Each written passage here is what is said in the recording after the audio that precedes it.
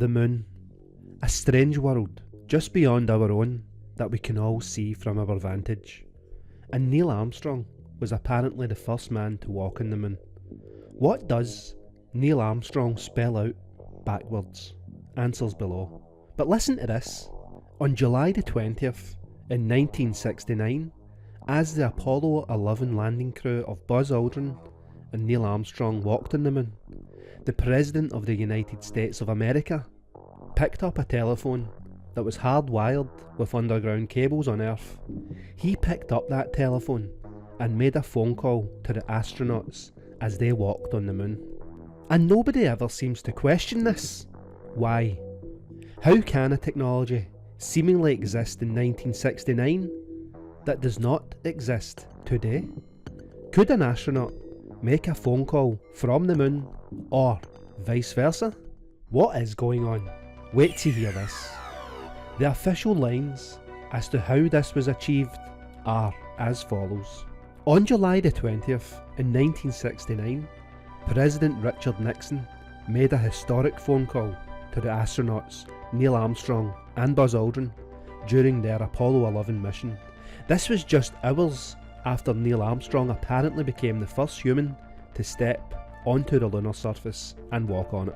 While this moment has been immortalised as a symbolic connection between Earth and the moon, the logistics behind such a feat involved cutting-edge technology and ingenuity for its time. The real-time nature of the call raises intriguing questions about how it was achieved, given the vast distances between Earth and the moon. The moon is approximately 238,855 miles away from planet Earth, creating significant technical challenges for communications. At such a distance, radio signals, the medium used for transmitting messages, takes about 1.3 seconds to travel one way, even at the speed of light, which is 186,000 miles per second. This means a round-trip communication delay of about 2.6 seconds. While this delay is imperceptible for short messages, it becomes noticeable during extended conversations. Another challenge was ensuring clear and reliable communications over such a vast distance. Signal transmission between the moon and the Earth required advanced equipment to overcome the natural attenuation of radio waves in space and interference from cosmic noise. Additionally, the conversation had to be seamlessly broadcast to millions of television viewers worldwide, making precision and coordination paramount. The technological problems that they had to overcome has led some to theorise that President Nixon did not call the moon. Instead, he phoned the astronauts in a studio on planet Earth. What do you guys think about that? But NASA say no. NASA say the telephone call did take place, and central to the success of the phone call was NASA's Deep Space Network, the DSN. This is a global system of large antennas designed for tracking and communicating with spacecraft. The Deep Sky Network had 3 primary ground stations located in California, Goldstone, Spain, Madrid, and Australia, Honeysuckle Creek. These stations were strategically positioned around the globe to maintain constant contact with the moon as the Earth rotated. For the Apollo 11 mission, the Deep Sky Network antennas received signals from the lunar module Eagle and relayed them to NASA's Mission Control Center in Houston, Texas. When President Nixon placed his phone call from the White House, it was routed to Houston, then transmitted via the Deep Sky Network to the moon. Similarly, the astronauts' responses were sent back through the same network, ensuring real-time communication with only the inherent 2.6 seconds delay. If this phone call did take place with such primitive technology, then President Nixon's phone call to the moon required precise synchronization among multiple teams and technologies.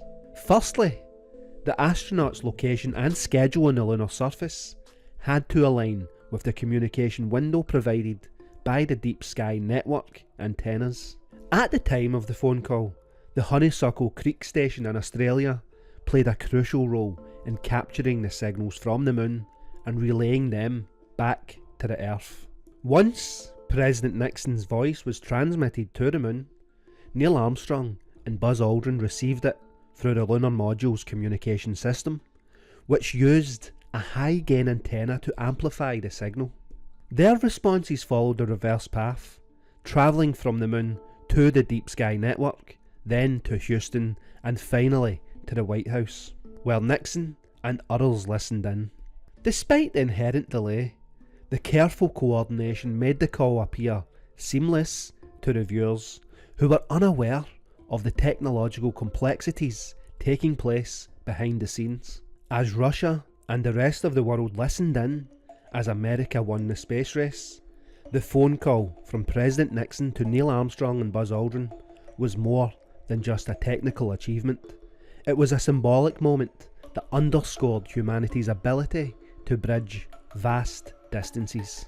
Nixon famously called it the most historic phone call ever made, emphasising the significance of the Apollo 11 mission as a unifying event for all humankind. This achievement also highlighted the rapid advancements in space communication technology during the 1960s. These are technologies that no longer exist. The systems developed for the Apollo 11 missions laid the groundwork for future missions, enabling humans to explore space with increasing confidence and capability. President Nixon's phone call to the moon in 1969 was a testament to the ingenuity and determination of the engineers and scientists who made it possible. By leveraging the Deep Space Network, the speed of radio signals and meticulous planning, NASA was able to create the illusion of real-time communication across nearly 240,000 miles of space. This moment, while brief, symbolised the culmination of years of effort and collaboration, marking a milestone in both technological and human history. This serves as a reminder that with innovation and perseverance, even the vastness of space can be overcome. Some argue that in 1969, the technology to transmit a phone call nearly 240,000 miles and back in real time was beyond the capabilities of that era. Some claim the infrastructure for such precise and seamless communication did and could not exist. Some believe the call was staged in a controlled environment, either pre-recorded or simulated in a studio. Some argue that the timing of responses between President Nixon and the astronauts was too smooth, given the supposed communications delay. Skeptics claim that President Nixon, who was a politician known for his use of media to shape public opinion, some say that he orchestrated the phone call as part of a larger propaganda effort to bolster his administration and the United States' image globally.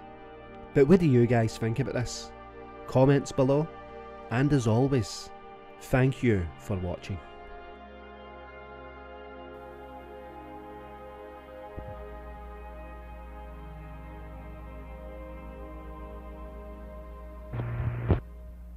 Is in his office now and would like to say a few words to you. Over.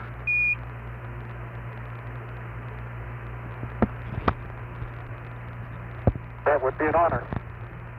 Go ahead, Mr. President. This is Houston out. Hello, Neil and Buzz.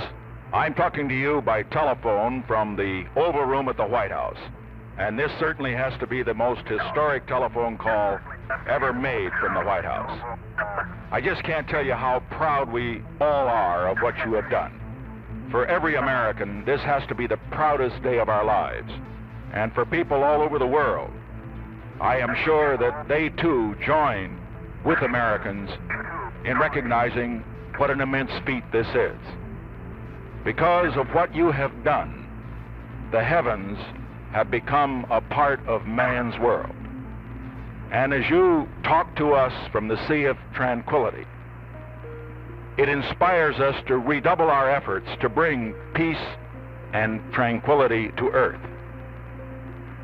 For one priceless moment in the whole history of man, all the people on this earth are truly one.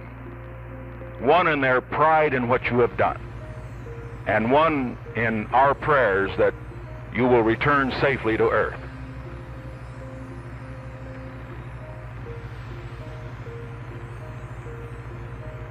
Thank you, Mr. President.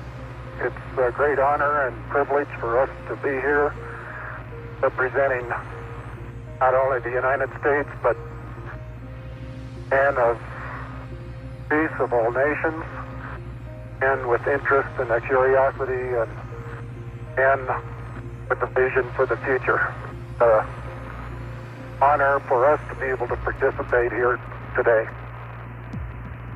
And thank you very much, and I look forward, all of us look forward to seeing you on the Hornet on Thursday. Look forward to that very much, sir.